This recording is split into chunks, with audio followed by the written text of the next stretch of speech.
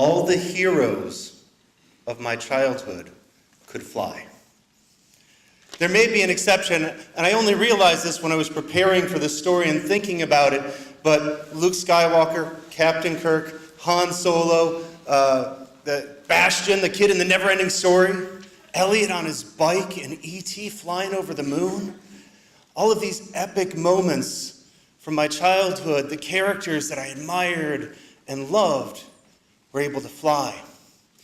The year in question, the time that I'm going to tell this story about, I have very fond memories of recess and spending the entire recess jumping off of picnic tables with my friend Tom Rader.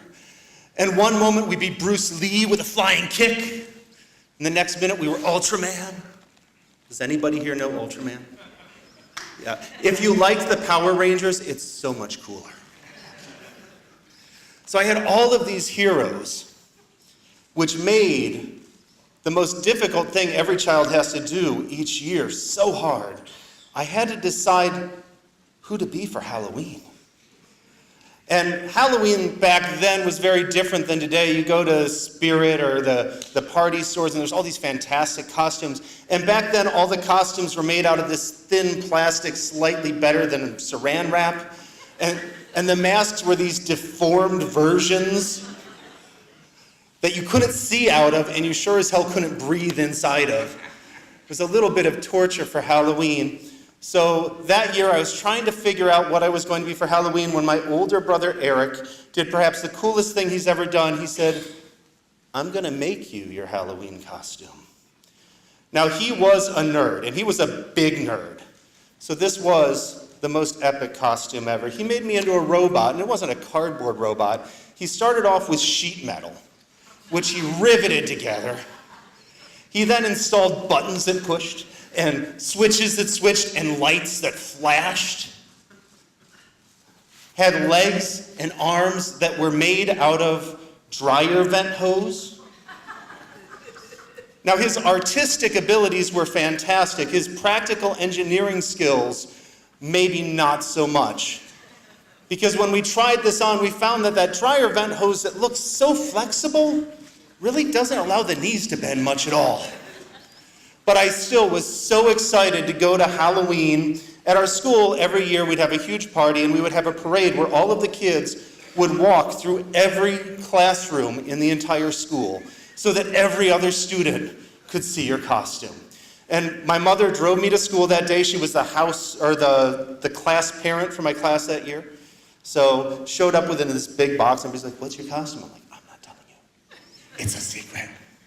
So I went to the bathroom, and I got changed, and I came out, and everybody was like, "Wow." It was the coolest costume in my room. I hadn't seen what everybody else had. And the parade started, and I started walking, and it was very realistic because my legs were very stiff like a real robot. And I got to about the second classroom where I just face planted. And my heart just absolutely sunk when I heard some other kid say, "The Tin Man fell down."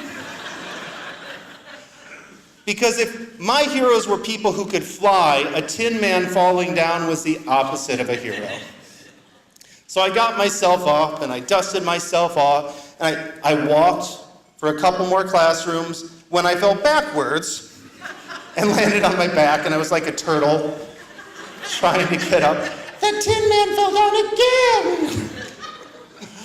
I got up again, and I'm sunk because I'm feeling so unheroic. And I'm walking, and I start to stumble when I feel one hand grab my arm. And then I feel somebody grab my arm on the other side. And I find myself rising up into the air. Because my mother is on one side of me and my teacher's on the other side, and they have decided to lift me up and carry me throughout the rest of this parade, which I'm, of course, horribly embarrassed until I hear another kid, I'm assuming he had the same voice, say, "It's a flying robot." And that was a moment of glory, because there may have been other good costumes there that year, but there was nobody who could top a fucking flying robot.